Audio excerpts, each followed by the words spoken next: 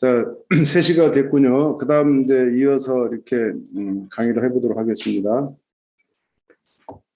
이제 2차 식의 풀이, 두 번째 단원, 중단원은 2차 식 풀이로 갈 건데, 2차 방정식 풀이로 갈 건데, 혹시 선생님들 줌의 기능 중에 하나, 이렇게 그 반응이라는 기능이 새로 생긴 거 아시죠?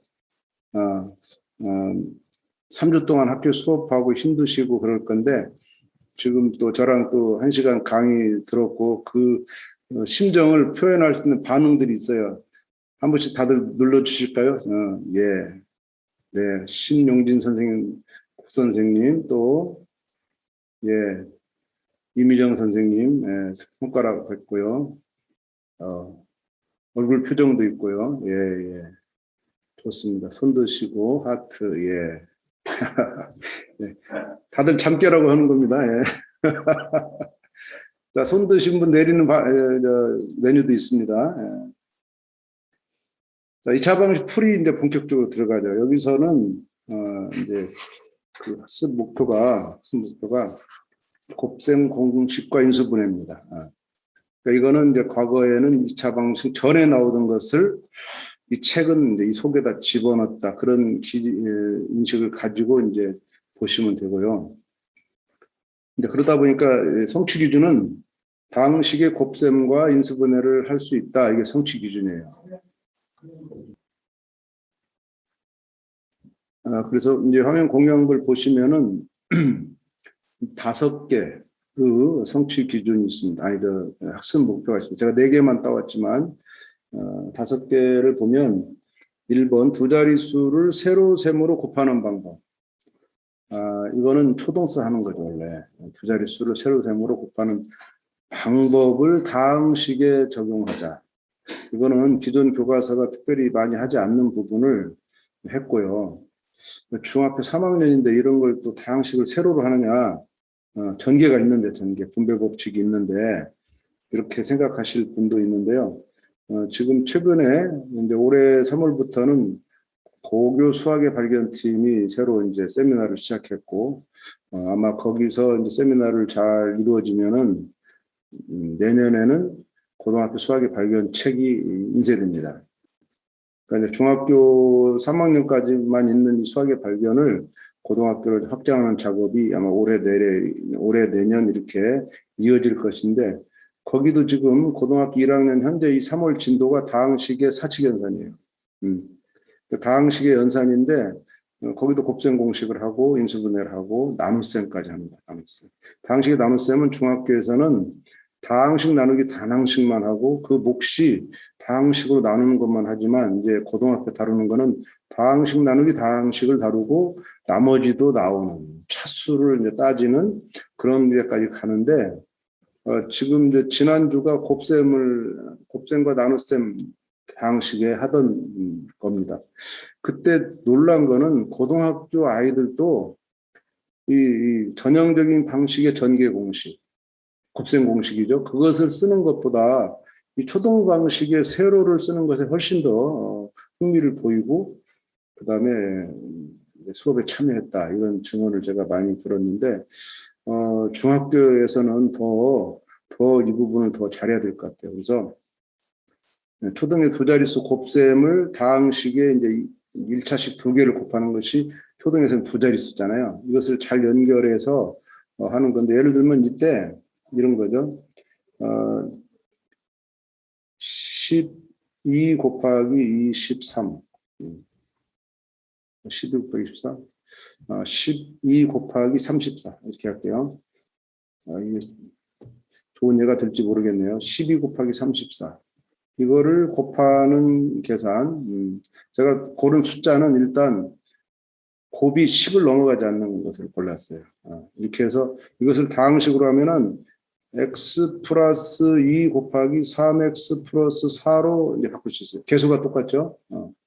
그래서 둘 사이에 똑같이 계산하는 과정에서 둘 사이의 관계를 이렇게 살펴보도록 하는 것이 너무나 유사하다는 것을 발견하면서, 왜 다항식을 이렇게 분배 법칙할 때 4번 하느냐에 그 논리가 초등에서 이미 다 가르쳐진 거라는 것을 인식하더라는 거죠. 그래서 상당히 그 전개를 잘 못하는 아이들에게 곱셈 공식을 가르칠 때 유용했다 이런 증언이 있었는데 지금 이제 이 책은 3학년에서 이 세로셈으로 하는 것을 가지고 다항식 곱하기 다항식에 적용하는 원리를 이제 발견하게 하는 건데 굉장히 좋은 방법이라고 생각됩니다. 예.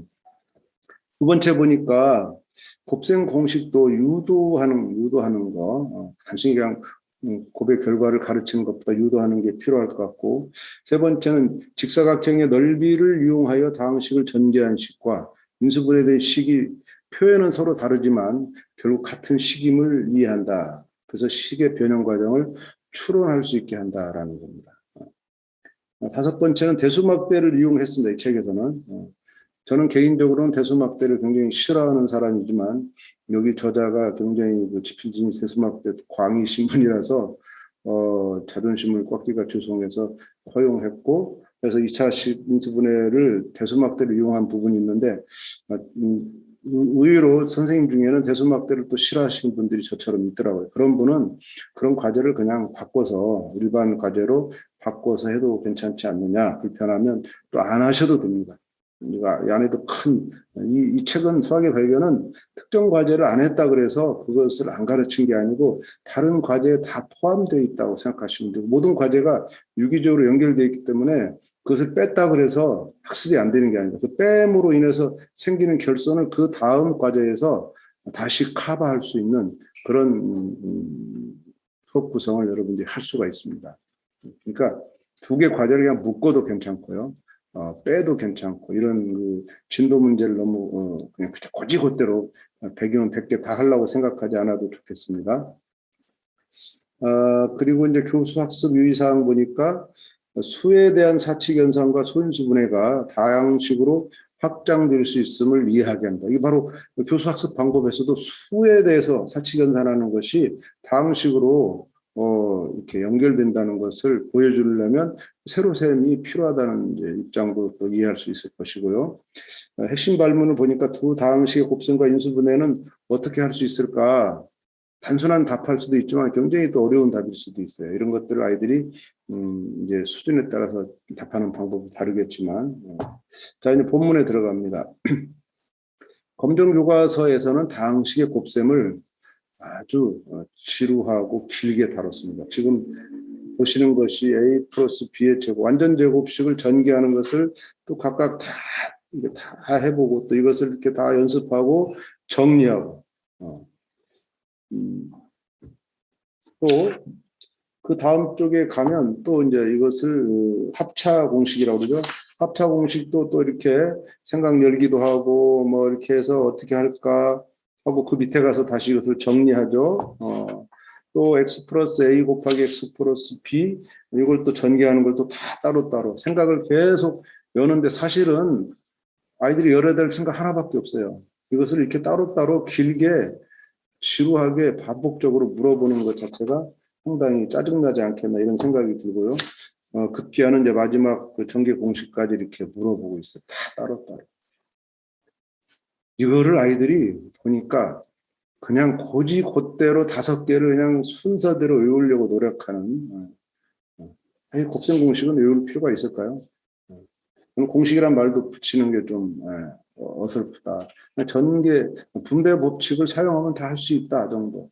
이 공식을 외웠을 때의 효과는 거의 없습니다. 안 외우고 전개하는 것과 외워서 하는 것과 차이가 뭐 10초 차이도 안 나는 거죠. 그래서 별 가치 없는 교육을 길게 한다는 그런 의식을 아마 이 지필진들도 가졌고 그래서 수학의 발견은 이 곱셈 공식의 뜻과 원리를 이렇게 일단 곱셈, 초등학교 곱셈으로 연결했는데 이런 예시가 딱 맞는 것은 아니고 여기 숫자 보니까 3하고 32와 28을 좀 맞추려고 했지만 결과적으로 896이라는 수가 여기도 896이 나오면 좋은데 이게 이 바다 올림이 있는 이런 올림이 숫자가 올라가 버리는 이러한 숫자를 쓰다 보니까 그 결과가 일치하지 않는 이런 문제가 조금 있는 그래서 이 예시는 여러분들이 좀 바꿔도 좋고요. 이거 가지고도 충분하다고 볼 수 있죠. 이 상황에서 예를 들면 각각의 식이 어떻게 나왔냐. 초등에서는요. 이런 256이나 64를 그냥 가르치지 않습니다. 이것의 의미를 철저히 묻고 있는데 256은 32 곱하기 8이라는 사실. 그다음 문제가 그 밑에인데 64가 아니고 32 곱하기 20이기 때문에 이것이 640이라는 걸 가르치고 있어요. 교과서가. 0을 빼는 게 아닙니다. 이제 중등 선생님들이라 보니까 0을 막 빼고 했는데 0을 원래 넣었습니다. 초등학교 교과서가. 근데 이것을 익숙하게 할 때는 이제 빼야겠지만 초등 원리상으로는 0이 들어가는 것이 원리입니다. 근데 중등에서는 또 여기서는 또 여기가 0이 빠지죠. 빠지는데 초등 그 0이 들어가 있다는 차이가 약간 존재하고요. 그래서 이제 나영이가 두 다항식 곱한 방법을 설명해보자. 어떻게 곱했는가라는 거. 그래서 곱셈의 원리를 이제 생각하도록 하는 그런 문제가 주어져 있죠. 그러고 나서 이번에는 아예 칸을 쳐서 이렇게 곱셈을 쭉 다 하도록 시킵니다. 다양한 이런 게 이제 여섯 개가 있죠. 5개인데 예시까지 6개가 있죠. 이렇게 다양한 걸 다 경험시킵니다. 이거는 이제 공식으로 하는 것이 아니라 세로셈으로 그냥 막 시키는 거죠. 그리고 이제 세 번째 가서 공식을 하는데 공식도 그냥 암기라는 뜻보다 연습으로 계산으로 그냥 다 커버하고 있어요. 그래서 여기다 애들이 칸 넣기 하는 과정에서 이제 곱셈을 하게 되는 거죠. 해설서를 갈게요. 해설서. 그래서 곱셈 공식의 뜻과 원리라는 이 개념 원리 탐구하기 1번은 두 자릿수를 세로셈하는 곱셈을 다항식에 적용해서 다항식과 다항식을 곱하는 원리를 발견하게 하는 과제다라고 되어 있어요. 자기가 직접 하면서 발견하는 걸 계속 쓰게 하면 아이들이 그 원리를 손으로 써내려가는 그 과정에서 이제 아이들이 원리를 발견한다. 이렇게 하시면 될 것 같고요. 이 세로셈은 분배 법칙을 이용한 계산의 과정에서 눈에 보이는 거다. 분배 법칙보다 세로셈이 잘 보입니다. 그래서 이 과정이 눈에 보이고 동료함끼리 또 묶어서 계산하는 것도 세로셈에서 같은 자리를 더하는 것과 똑같은 방법으로 동료함끼리 계산하는 것이 용이하다. 그리고 이제 이것을 여러 번, 5번씩 시켜보는 그 과정에서 곱셈 공식을 스스로 만들어 볼 수 있는 그런 곱셈 방법을 스스로 만들어 볼 수 있는 그런 의도로 만들어졌다. 교육과정은 이렇게 교육과정이 명시되어 있죠. 6개를 이제 다루고 있습니다. 근데 이것을 아까 교과서처럼 하나씩 따로 매 시간 이렇게 그것이 뭐 여러 시간 하지 않고 선생님들은 한 두세 시간에 끝내나요? 그렇지만 그걸 그냥 한 과제 속에서 한 번에 끝내도록 하는 이런 통합적인 관점을 제시하기 위해서 그렇게 과제를 만들었다 보시면 되는 거고요. 일반적으로 검정 교과서에서는 곱셈 공식을 제시하고 주어진 다항식 곱의 구조를 파악해서 공식을 적용하게 하고 있지만 이 책에서는 반대로 곱셈 공식을 두 다항식 곱의 일반화된 표현 정도로 다뤘다. 이 말은 무슨 얘기냐면 공식으로 다루지 않았다. 이것을 암기의 대상으로 삼지 않고 그냥 곱해보면 내 세로를 곱하면 나와. 자, 여기서 중요한 말은 이겁니다. 곱셈 공식을 제시하면 이미 제시가 됐어요. 자, 곱셈 공식 이거다고 제시했어요. 그러면 우리가 그 다음 취할 수 있는 행동은 하나밖에 없습니다. 그 공식을 적용하는 문제를 풀게 하는 것밖에 없어요. 근데 그걸 제시하지 않으면 왜 그렇게 됐는가를 물어볼 수가 있어요.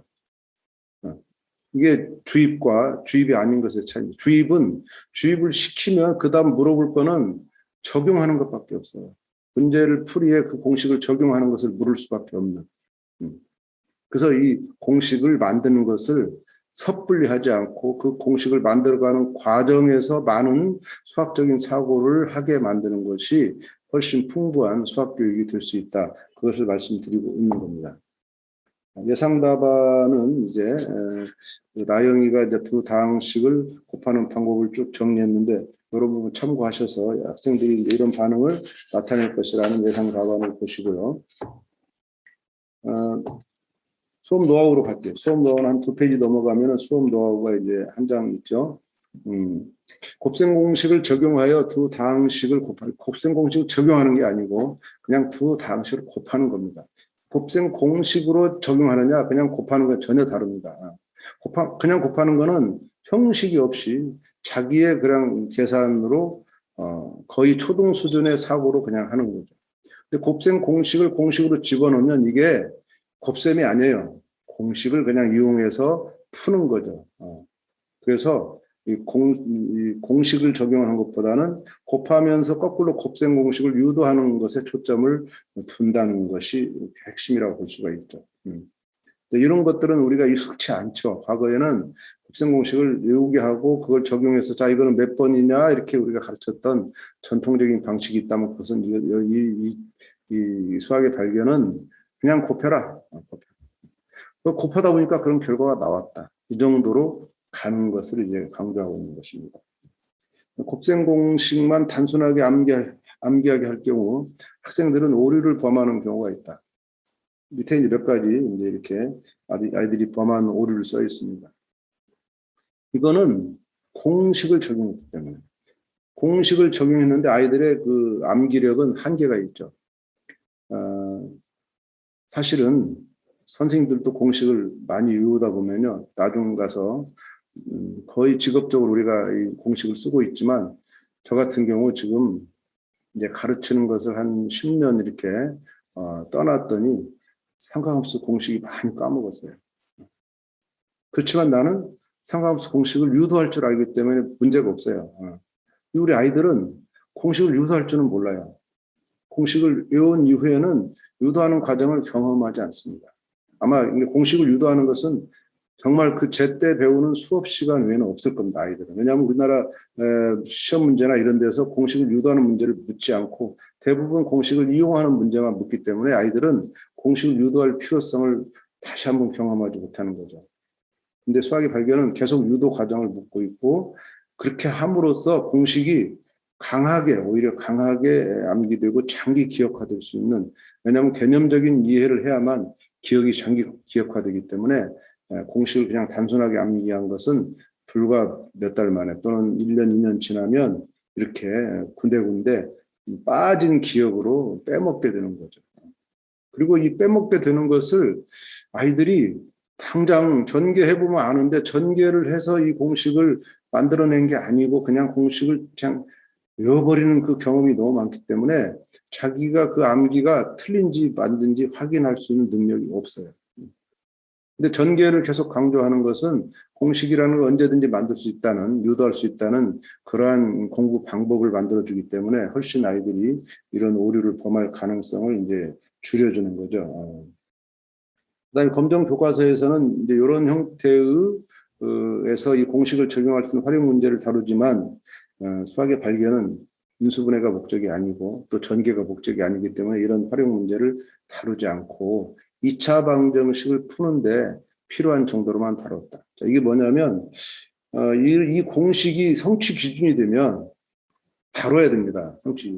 이것이 하나의 독립된 단원이 되면 독립된 개념으로 성취 기준의 명시가 되면 다뤄야 되는데 이것이 2차 방정식 하위 요소로 들어가면 2차 방정식에서는 저런 것들을 활용하는 그런 문제가 2차 방정식 없어요. 그렇기 때문에 그런 것들은 굳이 이 책에서 다루지 않는다. 그리고 이런 활용 문제를 다루는 것이 이후에 고등학교 올라가서 전혀 사용되지 않습니다. 고등학교는 이것보다 더 높은 3차나 4차를 푸는 것에 방정식의 핵심이 있는 거지 이런 곱셈 공식 활용하는 것이 고등학교의 다른 것에 영향 별로 주지 않습니다. 그래서 아예 우리 수학의 발견은 그런 활용 문제를 빼버렸다라고 생각하시면 되고요. 그런 부분이 좀 아쉬운 분들은 별도로 이제 활동지를 구성해서 할 수 있을 것이라고 이제 생각됩니다. 수업 연구를 보면요. 일반적으로 이제 검정 교과서에서는 이 곱셈 공식이나 인수분해 이것을 이름 자체를 붙여서 정리되어 있지만 이 우리 수학의 발견은 여러분이 아까 경험했지만 공식이라는 이름을 쓰지 않고 있습니다. 그리고 정의도 하고 있지 않습니다. 그 정도로 이것은 별 볼 일 없는 거다라는 것을 책이 이제 설명하고 있고 이것을 공식으로 이해하기보다는 이제 그러니까 뭐냐면 공식으로 이해시키려고 하지 마라 그런 뜻이고요. 오히려 이제 인수분해나 곱셈 공식은 2차 방정식을 풀기 위한 수단이다. 그 풀이를 돕기 위한 것 정도다라고 하는 거기에 초점을 둬서 그 원리를 이해하는 것에 집중했으면 좋겠다. 수업에서 공식을 강조하지 않았으면 좋겠다. 그런 말씀을 이제 드리는 겁니다. 자, 그럼 이제 인수분해로 넘어갈게요. 인수분해 역시 검정 교과서는 화면에 보시는 대로 아까 전개가 똑같습니다. 전개 그 반대로 그냥 그대로 다시 다양한 그 인수분해 공식을 따로따로 이렇게 단원을 페이지를 나눠 가지고 이렇게 가고 있습니다. 합차 공식이나 완전 제곱식 이렇게 하고 있죠. 그 다음에 또 x 플러스 a 플러스 bx 더하기 ab 이런 것들을 이렇게 인수분해하는 것을 계속 교육시키고 마지막까지 이렇게 가고 있습니다. 이것의 구성 방식은 아까 그 당식의 곱셈 공식과 똑같습니다. 이렇게 길게 가서 아이들이 정말 험난한 이 과정을 겪으면서 수학에 얼마나 의욕을 가질 것인가, 수학에 대한 인식을 얼마나 잘 가질 수 있을까 걱정이 되기 때문에 저희들은 이 곱셈 공식과 인수분해에 대해서 이 곱셈 공식과 인수분해라고 아예 타이틀을 걸었잖아요. 이거는 교사용 지도서에만 나오는 말이지만 이 개념과 원리 탐구하기 4번은 곱셈 공식과 인수분해를 같은 탐구에 집어넣어 버렸어요. 그래서 먼저 곱셈 공식을 먼저 하고 이제 그다음 인수분해를 하는 거니까 아까 이제 곱셈 공식 한 것을 인수분해로 바로 들어가서 이렇게 x제곱 플러스 6x 플러스 8을 만들어라. 어떻게 이쪽에 1차식 그다음에 또 하나 1차식을 해서 곱해가지고 나오도록 해라라는 겁니다. 어찌 보면 인수분해 과정과 비슷하지만 그래도 세로로 하는 것이 우선 x라는 게 있고 숫자가 있는데요. x제곱 보면은 x가 있어야 되고 그다음 2가 있으면 2, 4, 8, 8 가지고 그냥 만들면 저절로 이제 6x가 나오겠죠. 2, 4, 8, 4x 그다음에 x제곱 더하기 2x 이렇게 하는 거니까 가운데 6x가 이제 맞아 떨어지죠. 이런 한 예만 주고 나머지 이제 x제곱 마이너스 9, x제곱 마이너스 6x 플러스 9 이런 것들을 다 해낼 수 있도록 그냥 집어 넣는 겁니다. 그래서 이 두 칸이 뭐가 될 것인가를 여러 가지 방법을 하는데 실제로 쉽진 않죠. 예를 들면 이 마지막 문제 같으면 3도 문제고 4도 문제고 그래서 3이라는 것은 소수니까 1, 3으로 가겠지만 4는 1, 4가 있고 또 2도 있다. 이런 것들을 곱해보는 시행착오를 겪어서 하는 것은 교과서랑 똑같습니다.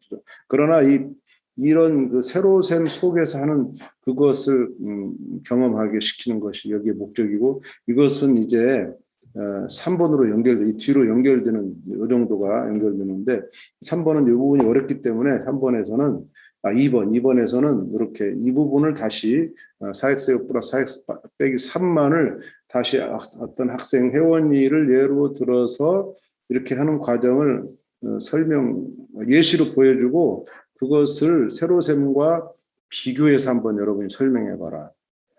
설명의 과정을 거치는 것은 정확한 논리적인 사고를 요하는 거기 때문에 설명할 수 있는 데까지 나가는 것이 아주 중요한 학습 목표라고 볼 수가 있습니다. 이렇게 과제가 이어져 있습니다.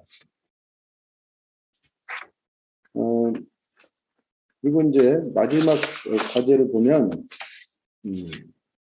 완전히 이제 이게 곱셈 공식과 인수분해를 그냥 줄로 긋게 해놨죠. 줄로. 이건 뭐냐면 인수분해가 별게 아니고 곱셈 공식이다. 교과서도 그렇게 하지만 이렇게 명시적으로 아예 이렇게 딱 드러나는 어떤 윤곽을 가지고 이렇게 시도한 거는 상당히 또 다른 시도라고 볼 수가 있죠.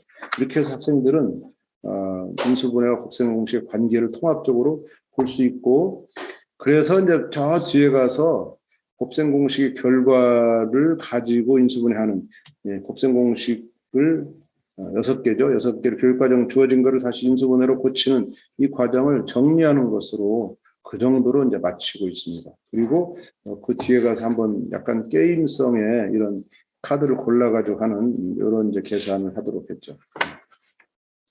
여기서도 보면은 3개를 골라서 또는 2개 또는 3개를 골라서 서로 다른 다항식을 만들어서 한번 해봐라.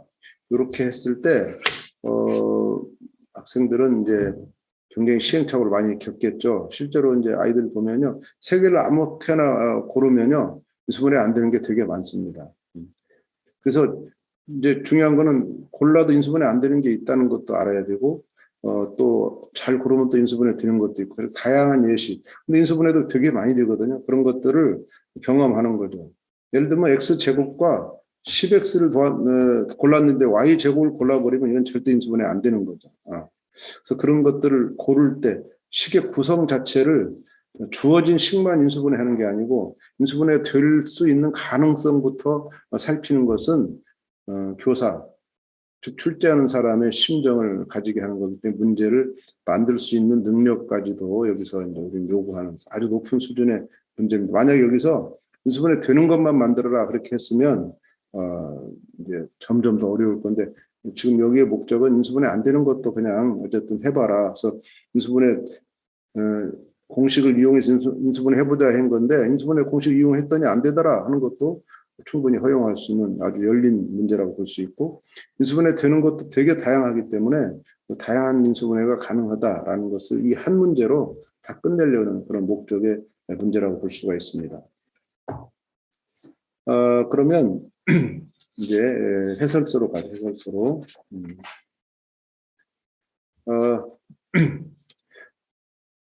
탐구하기 4번의 해설서는 이제 탐구하기 의도는 인수분해라는 것이 다항식의 역이다, 전개 역이다 하는 것은 익숙히 이제 뻔히 알 수 있는 건데 인수분해 공식을 역시 제시하지 않았다는 거예요. 인수분해 공식을 제시해버리면 그다음 그걸 적용하는 것밖에 적용해서 문제를 푸는 것밖에 아이들한테 물을 수가 없고 그렇지만 그게 아니고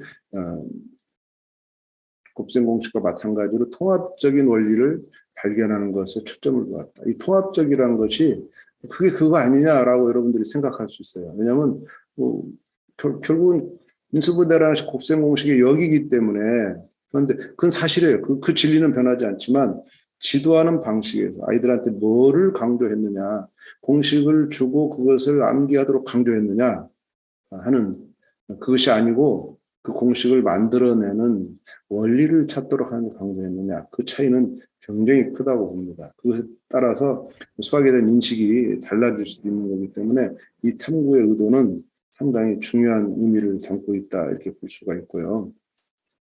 탐구학 1에서는 두 다항식의 세로셈으로 했다는 거. 제가 아까 고등학교 예를 들었지만 중학생들 역시 세로셈을 충분히 끌고 와서 그렇다고 해서 세로셈으로 계속 가느냐 그건 아닙니다. 이제 가로셈으로 갈 수 있는 수준에서 가로셈의 그런 그 어떤 의미나 또 그런 능력을 가진 아이들은 가로셈으로 또 옮겨갈 수 있고요. 두 가지를 다 가지고 있을수록 유리하게 되겠죠. 아이들은 이렇게 한 가지의 딱 방법만 가지고 공부하는 것보다 두 가지 이상, 개인적으로 봐서 그렇고요. 수업 시간에도 어떤 아이는 세로셈으로 풀고 어떤 아이는 가로셈으로 풀었을 때 그것을 가지고 다양한 양태의 그런 모습이 나타날 때 아이들은 그 이해의 폭이 넓어지고 그로 인해서 좀 더 개념적으로 그 인수분해나 다항식을 바라볼 수 있는 식견을 가질 수 있다는 그런 생각을 꼭 하셔야 됩니다. 그래서 세로셈과 가로셈을 같이 우리가 하는 것이 상당히 중요하다라고 생각하시면 됩니다.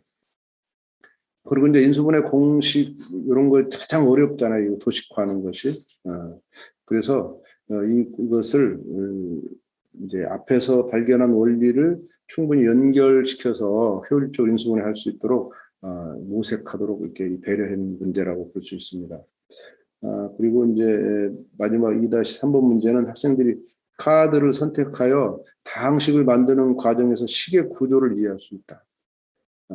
그러니까 x제곱과 y제곱을 선택한 상태에서 이 가운데 항을 x, y 항을 택해야 된다는 건 굉장히 논리적이에요. 지들이 만들어 보니까 여기다가 아까 8x 이런 걸 해버리면 인수분해 안 된다는 걸 아는 거죠. 이것을 경험할 기회는 현재 교과서에는 없습니다. 검정 교과서에. 그래서 여기 다양한 이제 x항, 1창, 또 2창, xy 항도 주고 가지고 또 숫자도 실제로 인수분해 안 되는 것도 많이 있죠. 그런 것들을 줘서 선택했을 때 인수분해가 되느냐 안 되느냐 이런 판단도 미리 해볼 수도 있고 아니면 그냥 선택해서 인수분해 하는 과정에서 시행착오를 겪는 것도 다 중요한 교육이라고 볼 수가 있습니다. 학생들이 카드를 선택했을 때 인수분해 되지 않을 수도 있다. 이런 경험이 학생들이 식을 보다 구조적으로 볼 수 있는 기회가 된다. 제가 예를 든 이 x제곱과 y제곱 사이에 들어가는 그 항은 2차항이 들어가야 돼요. XY 항이 들어가야 돼요. 2차항이죠. 1차항은 절대 안 되는 2차항 XY가 섞인 그런 식이어야 되고, 아예 두 개만 선택했다면 X제곱 빼기 Y제곱 이렇게 해도 될 수 있는데, 빼기 Y제곱 있나 모르겠네요. 이렇게 해도 가능하지만 이렇게 이제 식을 만든다. 제가 기침이 자꾸 나네요. 이 방이 조금 약간 추운가 봐요. 예. 예. 자, 예상 답안 가볼게요. 예상 답안은 여러분도 다 연습해 보시면 충분히 이런 예상 답안 쓸 수가 있고요. 아이들도 비교적 인수분해지만 차분하게 시행착오를 겪어가면서 예상 답안을 써대는 것을 볼 수가 있습니다. 자, 그러면 수업 노하우로 가볼게요. 수업 노하우. 수업 노하우는 이제 100쪽이죠. 100쪽에 가면은 1에서 1번에서 인수분해하는 과정은 경우의 수와 연결되어 있다. 이제 소수가 아닌 이상 그 곱이 한 가지만 나오는 게 아니죠. 그래서 소인수분해했을 때의 그 생각, 여러분이 이제 1학년 우리 교재는 1학년에서 소인수분해하게 되죠. 1학년 책을 보면 18이라는 수가 있습니다. 18. 소인수분해할 때 18을 예로 들면 18은 1 곱하기 18, 그다음에 2 곱하기 9, 그다음에 3 곱하기 6 이렇게 세 가지 방법의 곱셈으로 나타낼 수가 있습니다. 이것을 첫 문장으로 도입한 이유는 이게 초등 5학년 과정의 약수, 배수를 구하는 가장 기본적인 알고리즘입니다. 수를 다 쪼개서 두 개의 곱으로 쪼개면 지금 6개의 수가 나타나는 6개의 수가 18의 약수의 전부입니다. 이거 위에 다른 약수는 있을 수가 없고 이것이 또 다 구한 거니까 이렇게 가는 거죠. 이렇게 경우였습니다. 6가지 경우가 있다라는 거. 인수분해는 곱으로 나타내기 때문에 수로 말하면 이렇게 두 수의 곱으로 나타내는 수의 곱과 연결할 수 있는 거예요. 그래서 경우입니다. 그러면 이 경우가 작은 것이 이제 소수겠죠. 소수는 1과 자기 자신만의 곱으로 나타낼 수 있으니까 소수가 인수분해하기 편하다라는 것과 그다음에 소수가 아닌 것들은 2가지, 3가지가 있으니까 경우를 따져봐야 된다라는 겁니다.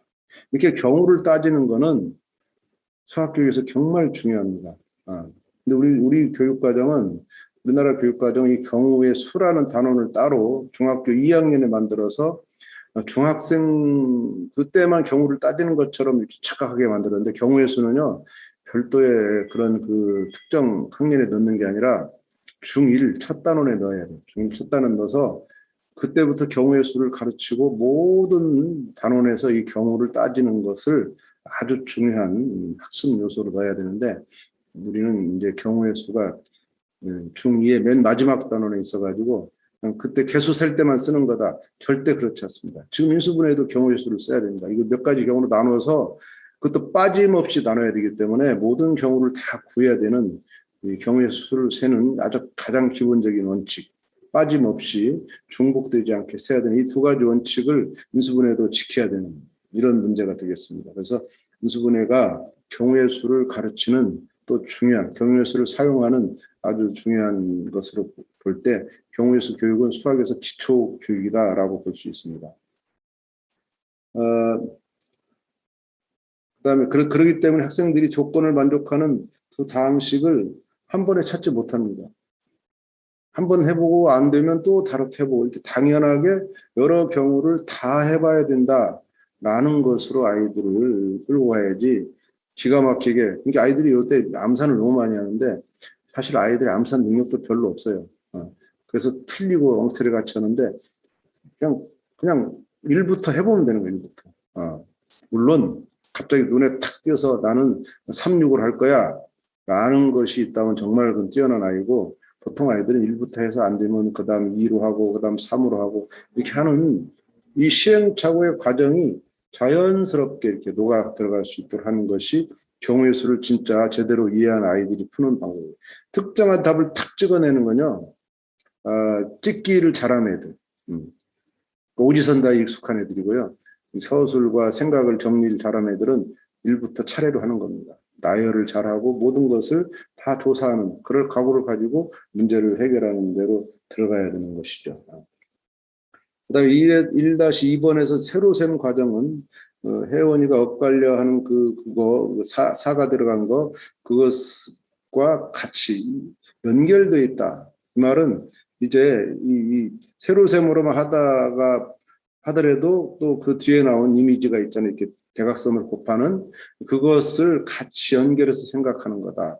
그래서 두 가지 방법을 다 접근할 수 있도록 두 가지를 동시에 이제 이어서 연결하게 준 거라고 이해하시면 됩니다.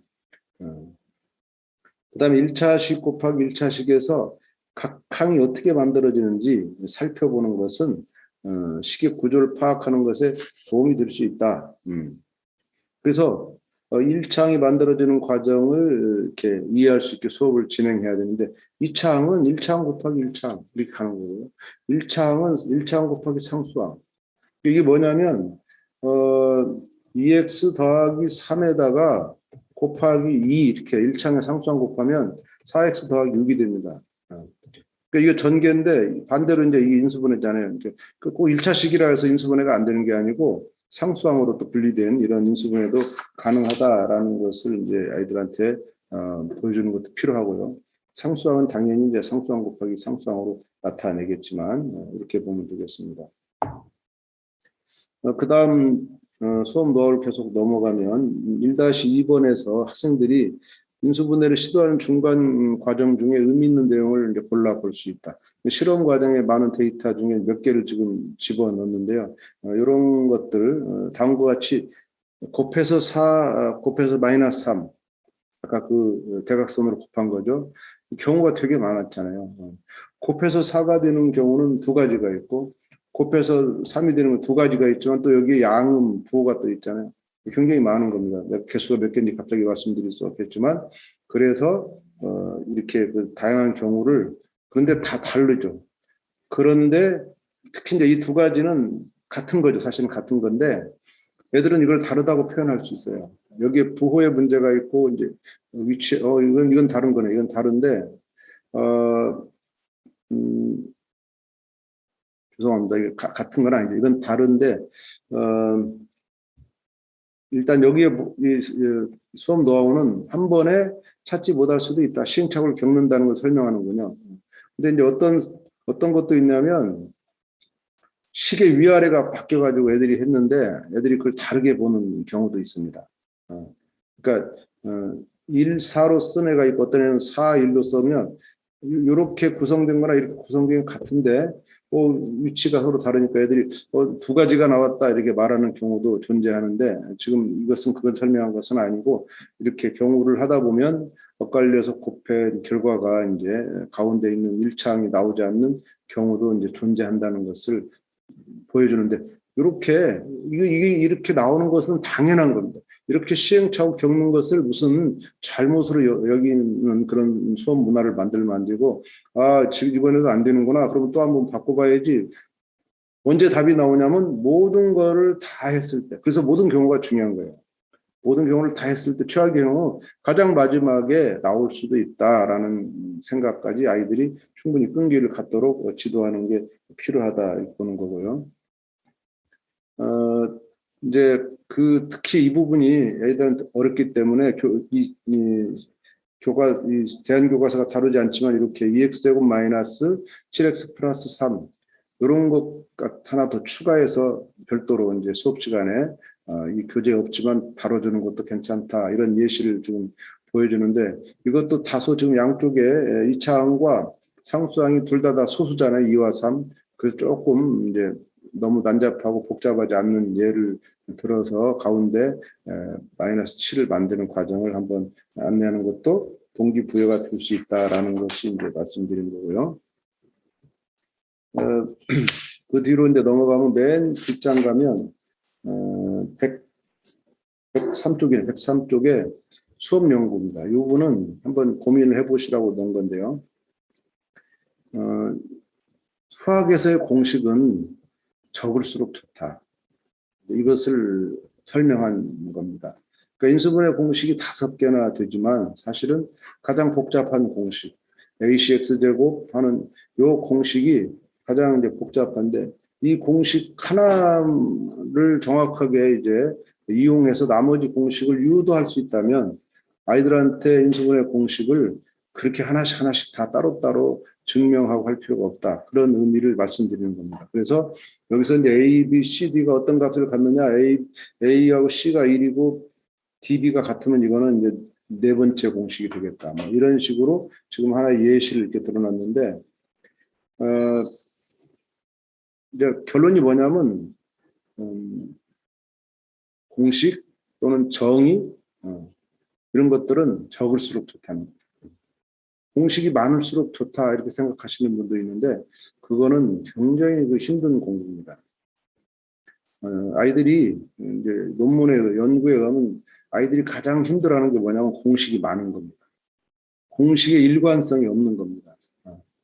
공식을 많이 연결하면 요거 하나 공식으로 다 할 수 있어. 연결은 일관성이 있는 거죠. 근데 공식을 따로따로 이렇게 분리해서 외우게 하는 것은 일관성을 유지할 수가 없어요. 그런 것들이 아이들에게 심한 정신적인 또는 심적인 고통을 줄 뿐더러 지극히 지루하고 단순한 일을 만들어요. 이것을 유기적으로 엮어가지고 공식을 최소화하는 방안이 있다면, 근데 지금 현재 여러분이 보시는 이 수업 연구의 내용은 그렇게 좋은 예는 아닙니다. 이것도 A, B, C의 값을 이렇게 막 정하는 것이 상당히 복잡하잖아요. 이런 정도는 예시로 들긴 했지만 썩 좋은 예는 아니에요.